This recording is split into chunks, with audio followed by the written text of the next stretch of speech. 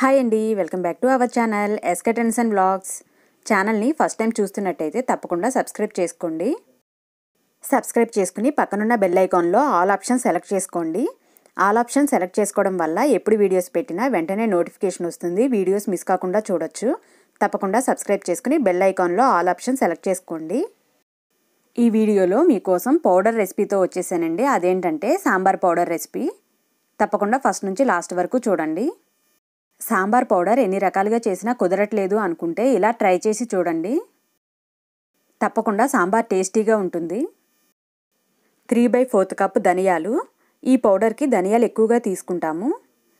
1/2 cup కందిపప్పు, 1/2 cup పచ్చిశనగపప్పు. కందిపప్పు పచ్చిశనగపప్పు సేమ్ ఉండేలా తీసుకోండి. ఎండుమిర్చి కారాన్ని బట్టి అడ్జస్ట్ చేసుకోండి. నేను 15 వరకు తీసుకున్నాను. ఇక్కడ మిగిలిన దినుసులన్నీ స్పూన్ క్వాంటిటీలో తీసుకుంటాం కాబట్టి ఇక్కడ మీకు చూపిస్తున్నాను స్పూన్స్. ఇక్కడ చూపించిన స్పూన్స్లో బిగ్ స్పూన్తో తీసుకుంటాము మిగిలిన కొలతలన్నీ. 1 టేబుల్ స్పూన్ మిరియాలు, 1 టేబుల్ స్పూన్ బియ్యం, 1 టేబుల్ స్పూన్ జీలకర్ర, 1 టేబుల్ స్పూన్ మినపగుళ్ళు, 1 టేబుల్ స్పూన్ మెంతులు.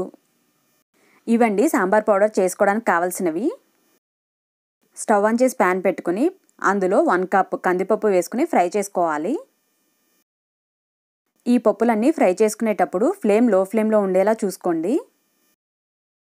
హై ఫ్లేమ్లో ఉంటే పప్పులు కలర్ వస్తాయి కానీ పప్పులు ఫ్రై కావు. కాబట్టి లో ఫ్లేమ్లో ఓపిక్గా ఫ్రై చేసుకోండి. కందిపప్పు ఇక్కడ చూపించిన విధంగా లైట్గా కలర్ చేంజ్ అవగానే సపరేట్ ప్లేట్లోకి తీసుకోండి. అదే ప్యాన్లో 1/2 కప్ పచ్చిశనగపప్పు వేసుకుని ఫ్రై చేసుకోండి. పప్పులు ఫ్రై అయిపోయాయి అని తెలుసుకోవడానికి చిన్న టిప్ ఏంటంటే లైట్గా కలర్ చేంజ్ అవుతాయి, అలానే మంచి స్మెల్ కూడా వస్తుంది. ఈ రెండింటిని బట్టి పప్పులు ఫ్రై అయ్యాయని చెప్పి తెలిసిపోతుంది. ఇక్కడ చూపించిన విధంగా లైట్గా గోల్డెన్ కలర్ రాగానే సపరేట్ ప్లేట్లోకి తీసుకోండి. అదే ప్యాన్లో ధనియాలు ఫ్రై చేసుకోండి. ధనియాలు తొందరగా ఫ్రై అయిపోతాయి కాబట్టి చూసుకుని ఫ్రై చేసుకోండి. పప్పులన్నీ లైట్ గోల్డెన్ కలర్ రాగానే సపరేట్ ప్లేట్లోకి తీసేసుకోండి. పప్పులు ఎక్కువసేపు ఫ్రై చేసుకున్నామనుకోండి డార్క్ కలర్ వచ్చేస్తుంది, అలానే టేస్ట్ కూడా డిఫరెంట్గా అనిపిస్తుంది. ఇలా కలర్ చేంజ్ అయితే ఫ్రై అయినట్టే సపరేట్ ప్లేట్లోకి తీసుకోండి. అదే ప్యాన్లో మినపగుళ్ళు వేసుకుని ఫ్రై చేసుకోండి. ఈ మినపప్పుని 1 మినిట్ ఫ్రై చేసుకున్న తర్వాత, అంటే పప్పు వేడైతే సరిపోతుందండి. పప్పు లైట్గా వేడవ్వగానే ఇందులో మెంతులు వేసుకుని ఫ్రై చేసుకోండి.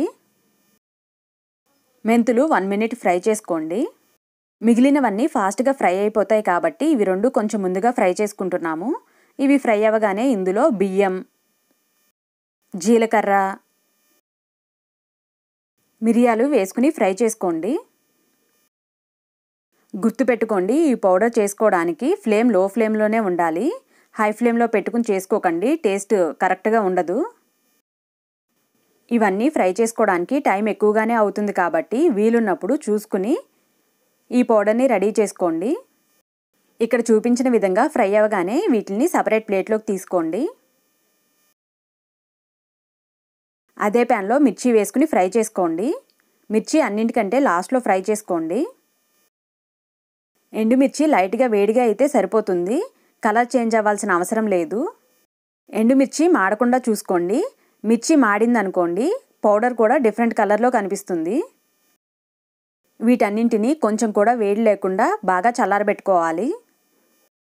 ఇలా చల్లారబెట్టుకున్న వీటిని మిక్సీ జార్లో వేసుకుని గ్రైండ్ చేసుకోవాలి. మెత్తటి పౌడర్ లాగా గ్రైండ్ చేసుకోండి.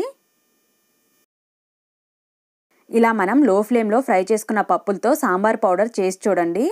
చాలా టేస్టీగా ఉంటుంది, మంచి సువాసన కూడా వస్తుంది. ఇలా రెడీ చేసుకున్న పౌడర్ని ఒక బౌల్లో తీసుకుందాం. చూశారు కదా, ఎంతో టేస్టీగా ఉండే సాంబార్ పౌడర్ రెడీ అయిపోయింది. ఈ పౌడర్ని ఎయిర్ టైట్ జార్లో స్టోర్ చేసుకోండి. ఈ సాంబార్ పౌడర్ని మీరు కూడా ట్రై చేసి ఎలా వచ్చిందనేది కామెంట్ సెక్షన్లో కామెంట్ చేయండి. Thank you for watching.